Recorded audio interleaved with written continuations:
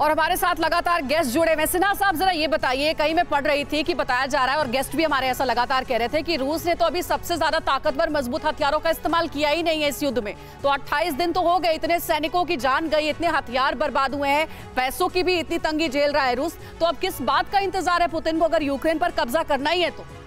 देखिए, mister Putin को इस बात का एहसास है कि पूरी तरह से ध्वस्त यदि करते हैं, वो कर सकते हैं, लेकिन ध्वस्त करेंगे तो पहला सवाल, यूक्रेन को जब रीबिल्डिंग अप होगा, रिकंस्ट्रक्शन होगा, उसमें भी तो रूस का हाथ होगा। दूसरा, जब ये उस टेरिटरी को एसेट के रूप में लेंगे तो एसेट उनके लिए यूटिलिटी का क्या कितना महत्व रहेगा। तीसरा कि HR issue, human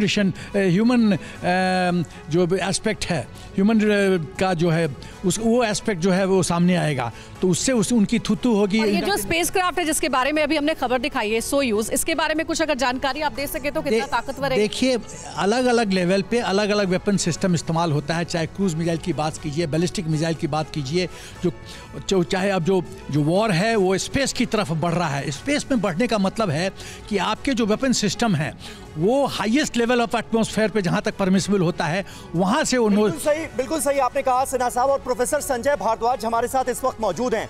Sanjay ji, ये बताइए कि बात हो रही है वर्ल्ड वॉर की, आशंकाएं जो हैं वो प्रबल होती हुई नजर आ रही हैं, और ऐसे में बाइडेन कह रहे हैं कि वर्ल्ड ऑर्डर दुनिया का बदलने वाला है और नए वर्ल्ड ऑर्डर का नेतृत्व अमेरिका करेगा। इस तरह के बयान जो हैं ये तो और इंस्टिगेट करेंगे सिचुएशन को।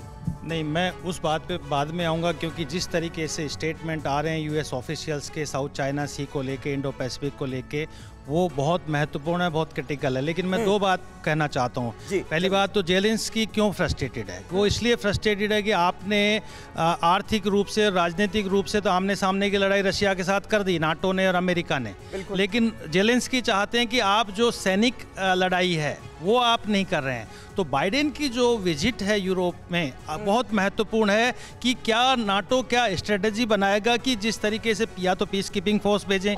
कोरोना धर्म नहीं देखता, जात नहीं देखता, अमीर गरीब ऊंच नीच नहीं देखता। कोरोना सिर्फ मौका देखता है, लेकिन आप उसे मौका मत दीजिए। बस इतना कीजिए, जब कभी दफ्तर से, बाजार से घर लौटिए तो इतना ख्याल जरूर रखिए कहीं आपके साथ कोरोना आपके घर तो नहीं जा रहा।